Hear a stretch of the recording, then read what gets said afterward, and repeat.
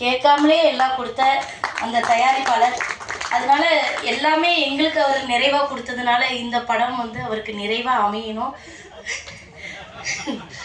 அப்படின்னு நாங்கள் சொல்லிக்கிறோம். அப்புறம் வந்து கதாநாயகன் தம்பி விமல் சாரோட இந்த படம் நடித்ததுக்கு ரொம்ப சந்தோஷம். பாப்பாவோட நடிச்சிருக்கேன், அதனால அது இது 2வது படம் நடிக்கிறேன். அப்புறம் வந்து கேமராமேன் தம்பியை வந்து நான் கண்டிப்பாக சொல்லியே ஆகணும்.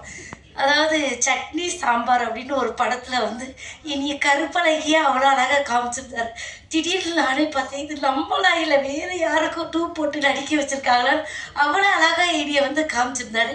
அதே மாதிரி இந்த படத்தில் கூட இனி அழகாக தான் காமிச்சிருப்பார். கரெக்டாக. அதனால் ரொம்ப சந்தோஷம் இந்த படத்தில் வந்து நான் பண்ணது. அப்புறம் மூர்த்தி சாரை பற்றி நான் கண்டிப்பாக சொல்லியே ஆகணும்.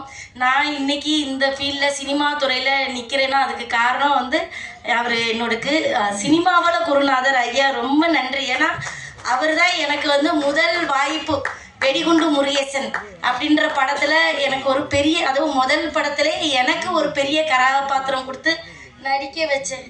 எங்கள் காமராஜர் கூப்பிடுறாருயா அவர். அதனால அவங்கள நம்ம வாழ்த்தணும்.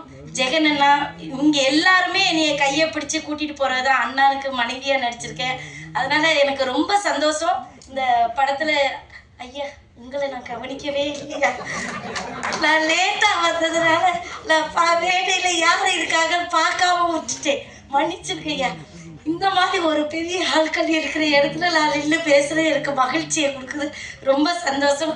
சில காரணங்களால் நான் தான் முதல்ல வந்து உட்காந்துருக்கணும். சில காரணங்களால் கொஞ்சம் தாமதம் ஆயிடுச்சு. எல்லாரும் பெரிய மனசு வச்சு மன்னிச்சிருங்க. ரொம்ப நன்றி நன்றி நன்றி. தாமதமானாலும் வரணும்னு நினைச்சிங்கல்ல, அதுவே எங்களுக்கு ஒரு பெரிய சந்தோஷம். தீபாக்கா மீண்டும் உங்களுக்கு ஒரு பெரிய வாழ்த்துக்கள். அடுத்ததாக இந்த படத்தினுடைய தொகுப்பாளர் எண்ணற்ற படங்கள் பண்ணியிருக்காரு. பட்